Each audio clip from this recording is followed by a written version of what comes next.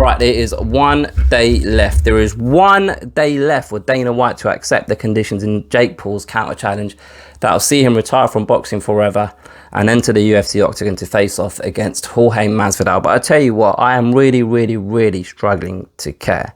And I explain why, but before I do, my name's Rahul J. Chan. This is the Battle Camp. Thank you very much for joining me. If you're new to the channel, please do subscribe, because I'm very close to getting to 1,000 subscribers, and I'd really appreciate if you could help me get there. Right, I'm not really going to go through blow for blow what's happened over the last week, because things have really escalated. But these two have been going back and forth for best part of 2 years, right? The first thing I want to say is it feels as though a lot of people believe this all started with the tweet from Jake Paul. But that's factually incorrect, because this whole challenging each other actually began last week when Dana White appeared on the Fight with Teddy Atlas podcast. And they asked him, are you willing to release Jorge Masvidal or Nate Diaz for a one-off boxing match against Jake Paul? And Dana White said no. He said no, but what I'm willing to do is have Jake Paul cocaine test me for the next 10 years because I don't use cocaine, and he accuses me of using cocaine on the condition that I can steroid test him for the next 2 years. When Dana White said that challenge, that's what triggered this tweet from Jake Paul. And I feel it's important to note that. And the reason why I say this is because I think it was yesterday or 2 days ago, I happened to watch True Geordie's response to all of this. And he started off with a tweet rather than Dana White being the one that issued the challenge. And I'll explain why I feel like that's a little bit important a bit later on, right? But then obviously, if you're watching this and you haven't been living under a rock, you're fully aware what the conditions in this challenge or this counter challenge, I should say, are that Jake Paul has set out, right?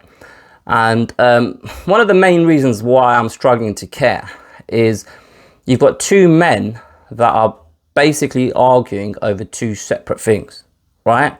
So you got Dana White over here saying, Jake Paul, you're on steroids and I want to test you and you need to prove to me that you're a clean athlete, right? And then on this side, you got Jake Paul saying, you need to make sure that your fighters are treated fairly. And if you do that, I'll come and fight in your organization against one of your biggest stars. So right off the bat, we haven't got two people debating one single point of contention.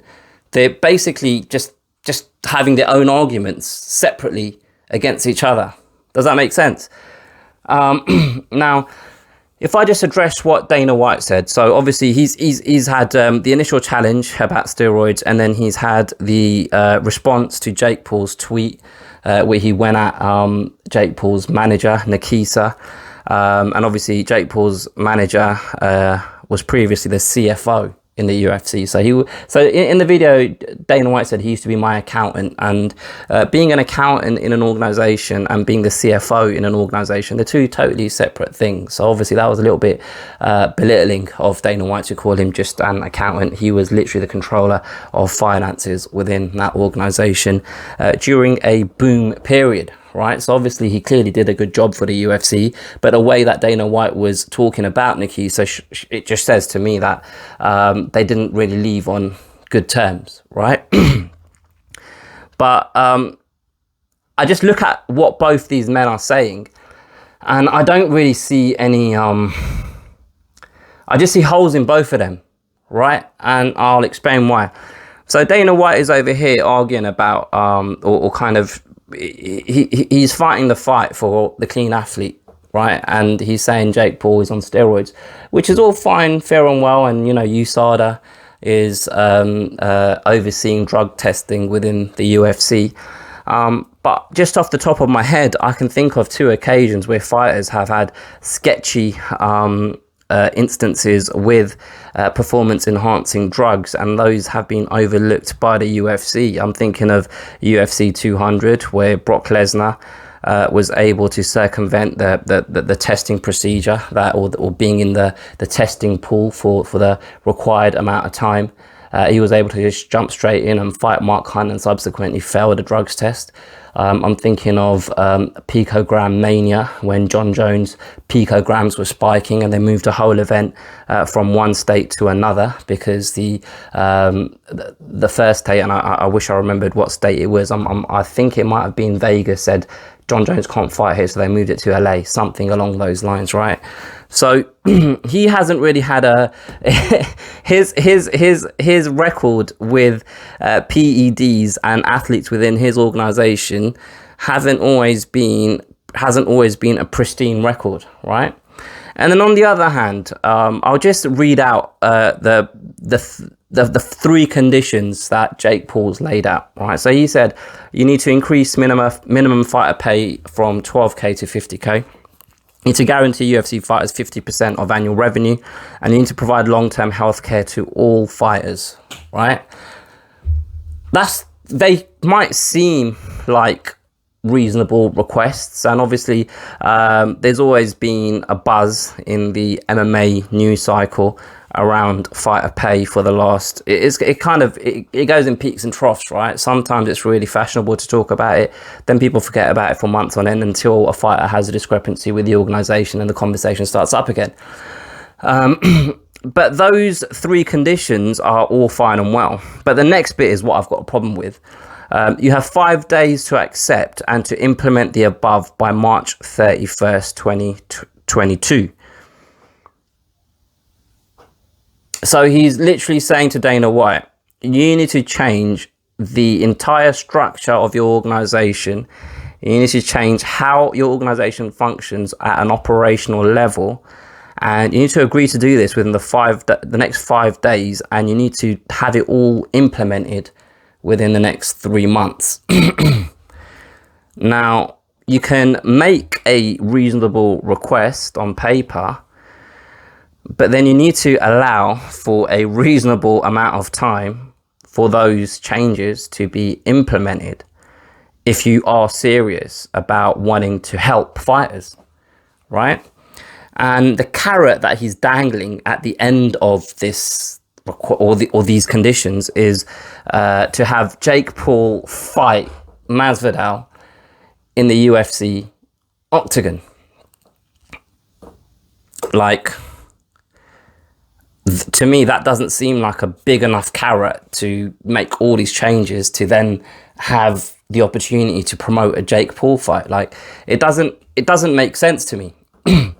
And it feels like what I've seen a lot of people on Twitter and people like, members of the MMA media, True Geordie, who I mentioned earlier, get really excited by Jake Paul, and I saw tweets. I didn't think Jake Paul would be someone that I'd like until this happened and things of that nature. And I'm just sat here. Maybe I'm just old and fat and cynical, but I'm just sat here thinking to myself, who is this actually serving? Who is this serving? Like, what is the actual goal here? Because on the surface, it looks as though you're for the fighters, right? But then if you actually kind of look at the rest of the behaviors of Jake Paul, all he does is call out UFC fighters, current and old, right? Aside from him calling out fighters and trolling and stuff like that, well, actually, no, let me talk about the trolling. Jake Paul's a guy that's got his reputation from being an internet troll, someone that isn't scared to ruffle a few feathers. And he's doing that with Dana White, and he's using something that he feels as though the Joe public can get behind on, right? It's almost like a popularity move. But if you are really for all of this, if you do really want these changes to be made, then your actions don't match your requirements, in my opinion. Do you get what I'm trying to say? Like, if you're trying to make these wholesale changes with an organization like the UFC, then you can't ask for it to be done in 3 months. And you can't ask for it to be done by not actually getting the fighters on your side. If this is your priority, if you actually want this to happen.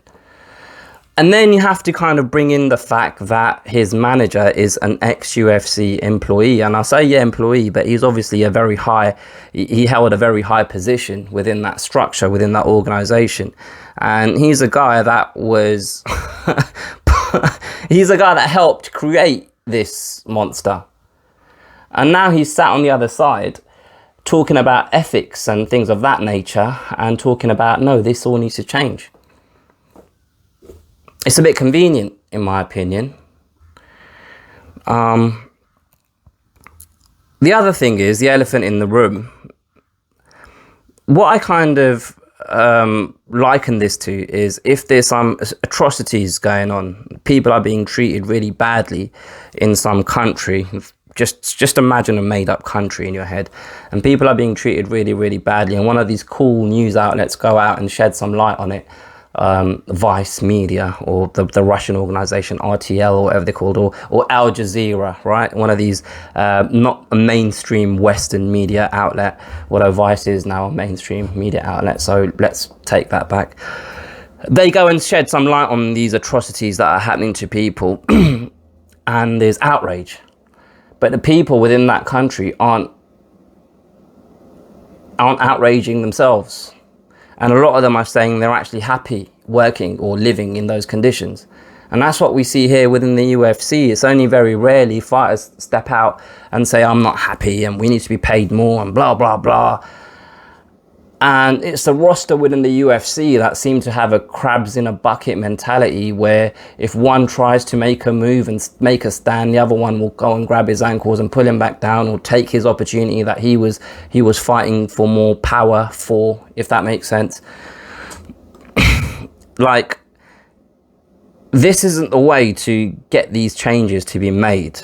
A tweet demanding such massive wholesale changes, right?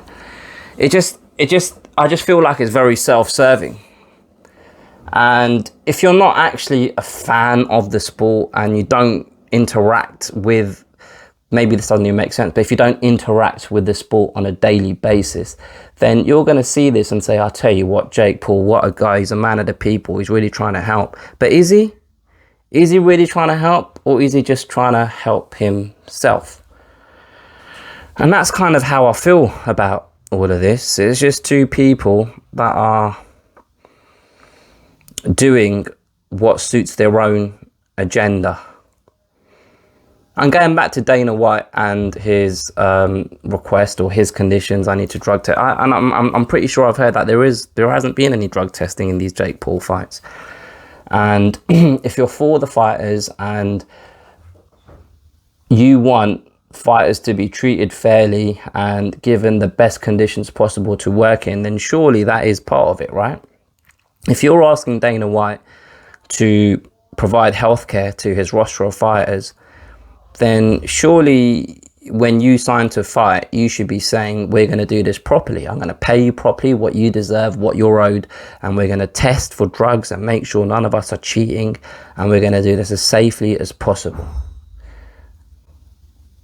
So, I don't know, man. And I'm sat here and it sounds like I've just made this video to shit on Jake Paul. But that's not the case, man. I shat on Dana White earlier. It just so happens Dana White just had one request about the drug testing, whereas Jake Paul has several. And Nikisa is all part of this picture. But those are my thoughts on this battle between Jake Paul and Dana White, where there will be no final outcome. It will just be Jake Paul tweet out, oh, you've run out of time, you're a chicken, blah blah blah. And you have to think if you're this guy that sells pay-per-views, that's a commercial success when it comes to boxing, why are you even offering to fight in the UFC? Why not just continue having these pay-per-view fights? Is it because you're running out of opponents? Is it because you need someone with some form of commercial value to be stood across the ring from you, and you don't really have that currently, unless it's someone that's fighting in the UFC? Is it because the numbers aren't what you want them to be? What is the motivation behind that? I don't know. But yeah, those are my thoughts on Jake Paul and Dana White. Feel free to share your own in the comments below. Like I said at the start of the video, if you haven't already, please do subscribe. I'd really appreciate it. Like this video, it helps the channel grow. I don't know if it does. I've heard other YouTubers say that, so I'm saying it too. And share this with a friend. Also, finally, I've got new graphics and I've got new thumbnails and stuff. We're really going for it this year. There's a guy whose name I forget. Sal, is it? I'm sorry, man. I should have remembered this because you emailed me and you said to me I need to sort out my thumbnails, and you're right, they were crap. Yeah, Sal, thank you for your email. Thank you for your Sal Manan. Thank you very much, man. I appreciate it. I appreciate the feedback, and hopefully you approve of my new thumbnails and the new graphics I've got. But anyway, I'll catch you guys next time because I'm rambling. Cheers, bye.